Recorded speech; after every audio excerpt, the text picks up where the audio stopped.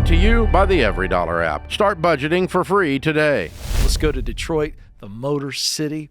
It's the Rock City, yeah, Detroit Rock City. Detroit Rock. Well, it's the Motor City, It's technically, but I like it. Mary, how are you? Hi. Thank you for taking my call. I am just wondering how to best support my husband in being the leader of our home, especially when it comes to finances, because he would definitely prefer that I take the reins in pretty much everything in our life. And I know that's really unhealthy for him. And I just don't know where to start. Are you somebody who would let the reins go? I have to work really hard to always try and make him make the decision, if that makes sense. Yeah, but I'm not sure that you answered. I don't think you answered John's question. Let's say that your hubs comes in today and go, "Hey, I haven't been leading like I ought to. I'm going to take over this, and this." What's your reaction to that? Do you really let go? Yeah. Or, hey, honey, we're going to eat here tonight. And you go, great. Yeah. So I don't say great, but I would say sure, or I would say like. Hold on, Mary. Can I jump in as a guy who's been married 25 years?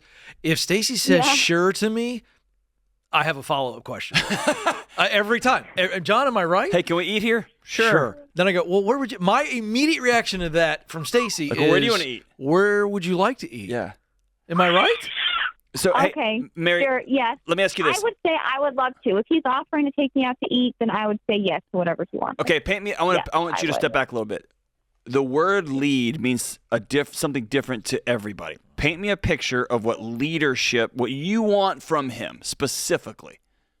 Give me 2 or 3 things. Very specifically, you would like him to take the lead on and let you fully exhale in your home. What is it? Finances for sure. Okay. What does that mean? Him go make more money, or he pays the bills? We are going shopping. We are going shopping on Saturday. This is how much we have. Could you please maybe get a list together for me of what you think is missing or what we should be looking for? So you want him to make the shopping list and go do the shopping? He doesn't have to make the list, but just basically making a plan and committing to it. Okay. Or if he says that we're going to do something as a family, then being like, okay, this is what we need to budget for it. This is when I want it to happen. Okay. What's the next thing? What's another picture of leadership that you have? Knowing that, let's say I need to work so many hours in a week, or he needs to work so many hours in a week, and then making that happen. Or we need to sell these things in the house. Okay, this Saturday we're going to spend 4 hours just going through this room and putting stuff on my plate. You're not talking about leadership. You're talking about you want someone to be engaged in your marriage and in your life. Yeah, I want to do a follow-up. Let's go back to the second one. He tells me he knows how many hours he needs to work, and he does it. That, to me, we got deep pretty quick there.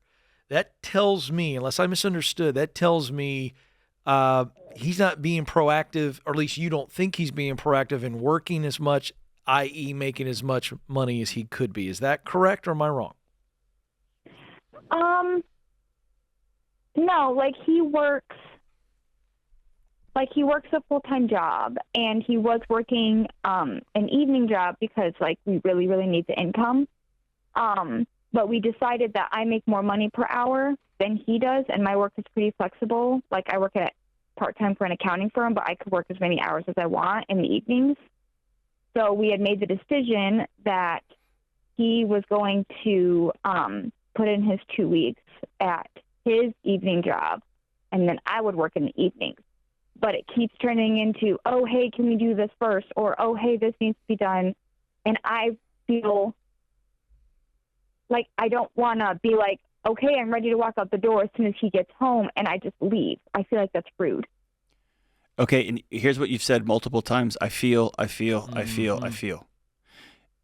And I'm speaking on his behalf. You haven't sat down and said, hey, you lied to me.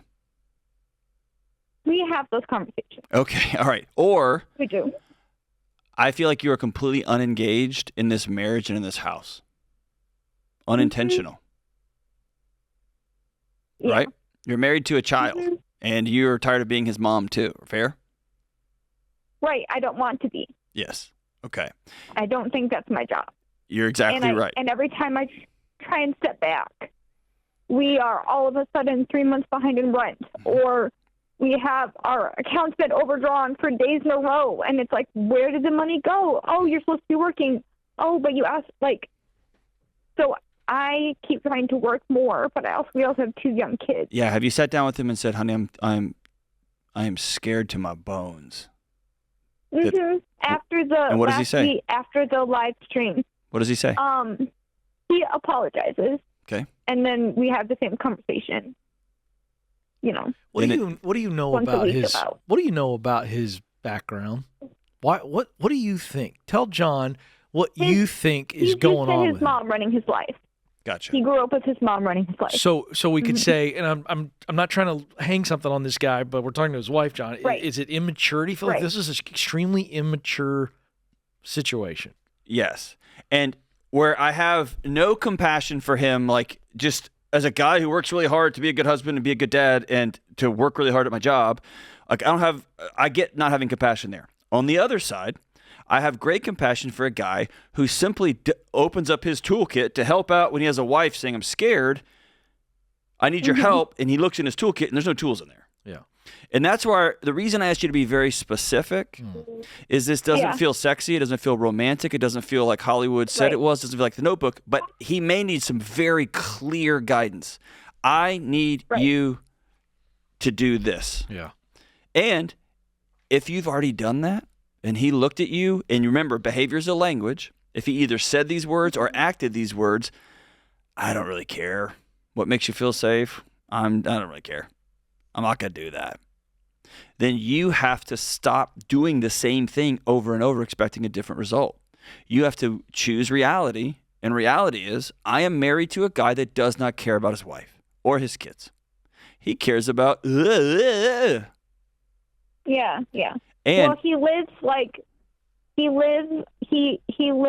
more like by his emotions. So like if we have a conversation or like I have a breakdown in front of him, and he has a conversation, then he apologizes and he goes into what I call like the puppy dog stage. Yep.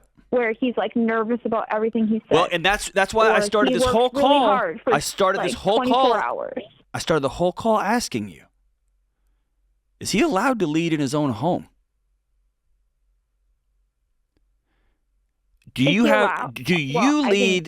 live by your emotions too? And leadership for you means you never feel scared or uncomfortable or sad or tired.